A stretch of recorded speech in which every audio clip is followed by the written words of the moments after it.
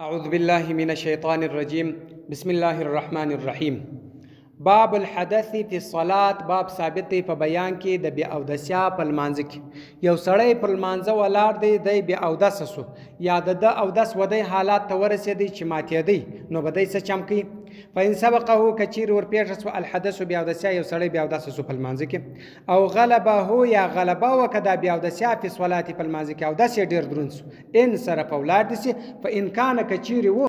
اماما امام ولو استخلف خلیفه دی ودری وتوضع او داس تازه کی وبنا بنا دی کی علی صلاته پر خپل منځ باندې ما لم يتکلم درڅو پر چې خبر نه کړي. ګوره امام دی را مخ را وګرځي چې شاته کم سړی ولار دی دادی ورکش کی پر خپل ځای دی ودری، هغه د منځ شروع کی دی ولار خپل او داس چې دی ولاړی او داس تازه کی خبر نه وکړي، بیرته داغه ځا سرالی بیرته دی په داغه امام پس داغه منځ نه دی پر کړی دی پس ودری دی بس دی پس ودری نور net تړل نه غواړي چې هغه سلام په وګرځي چې د دسه څول منځ تیر سوی هغه د نور منځ پسې پرکی نور د دسه سلام ګرځول نه غواړي یا نو ویل منځ را ګرځول نه غواړي. ول استناپ را ګرځول د لمانځه چې دي چې ګرد د منځ را وګرځي د سره افضل دا ډیره ښه خبره ده. ښه خبره ده چې د منځ د سره را وګرځي. فإنما کچیر بدس فاحتلم شیطان خطاستي او نظر یا وکته الی امراتی وشزته فانزل انزال او جنه یا لیونیس او اغمی یا بیوشر علی پر د باندې او قهقه یا په زور وخندل په خندای قهقه سره استناف ور ګرځول دي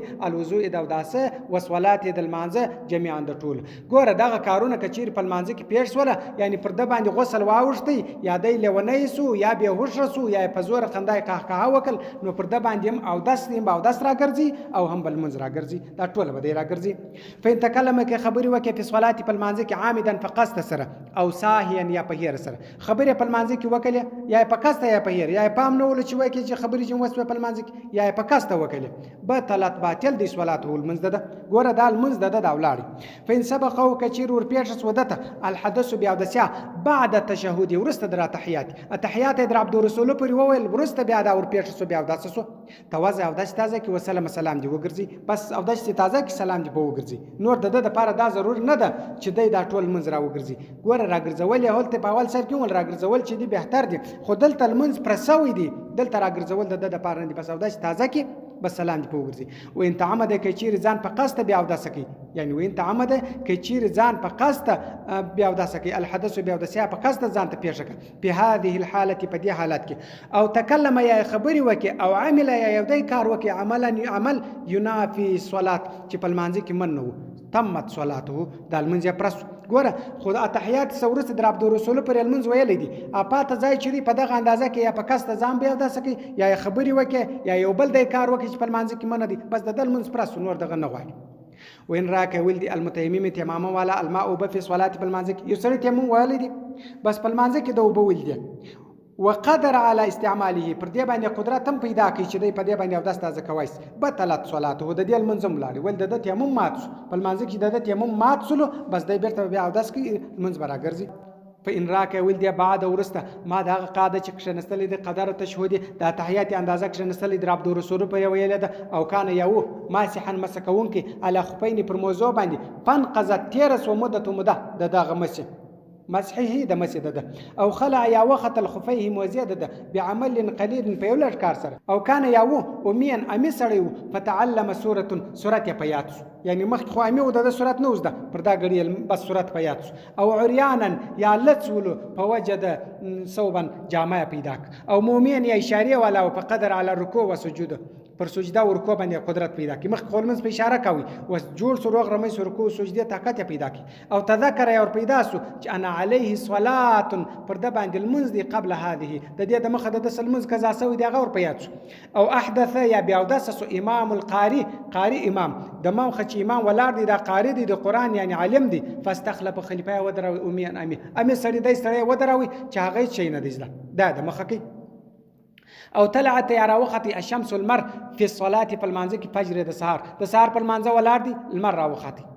او دخل داخل سو وخت عصر د مازګر پر جمعه په جمعه د جمعه په ورځ باندې د جمعه المنځ کې د مازګر وخت پر داخل سو او کان یو مسیحا مسکون کې علی جبیرتی پر پټی باندې فسقط ولو د عنبر د جوړه دوس دا پټی بس لاس جوړ سو پټی جن رای لاس او کان یو صاحب العذر خاوین د عذر فانقطع عذره هغه عذر ختم سو جوړ سو روغ رمې سو کله مستحاضه لکه مرزمنه ښځه هغه مستحاضه ښځه چې د دې ناجوړي جاری وي ومن هغه څوک په معنا چې په معنا کې د دې لکه استلاق البطن او انفلاح الريح یا یو پزه وینيږي د دا رقم چا بس عذر جوړ ختم سو بطلت صلاته